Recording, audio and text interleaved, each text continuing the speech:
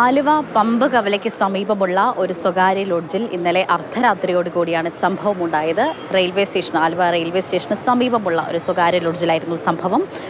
കൊല്ലപ്പെട്ടത് കൊല്ലം കുണ്ടറ സ്വദേശിയായ അഖിലയാണ്. അഖിലയ്ക്ക് 34 വയസ്സാണ്.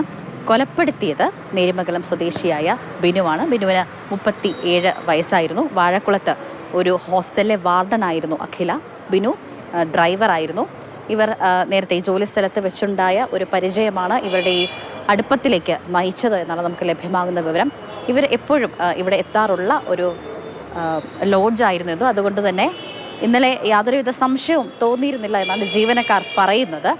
ഇന്നലെ ആദ്യം ബിനു ആയിരുന്നു ലോഡ്ജിലേക്ക് എത്തിയത്. അതിന് പുറകെ ആയിരുന്നു അഖിൽ എത്തിയത്. അതിനുശേഷം ഇവർ തമ്മിലൊരു വാക്കേറ്റമുണ്ടായി. ഈ വാക്കേറ്റത്തിന് കാരണമെന്ന് പറയുന്നത് അഖില തന്നെ വിവാഹം ചെയ്യണമെന്ന് ബിനുവിനോട് ആവശ്യപ്പെടുകയുണ്ടായി. അത് സാധ്യമല്ല എന്ന് ബിനു പറഞ്ഞു. ആ വാക്കേറ്റം പിന്നീട് കയ്യാങ്കളിയിലേക്ക് പോയി. അതിനുശേഷമാണ് ഈ അഖിലയുടെ തന്നെ ഷാൾ മുറുക്കി ബിനു അഖിലയെ കൊലപ്പെടുത്തിയത്.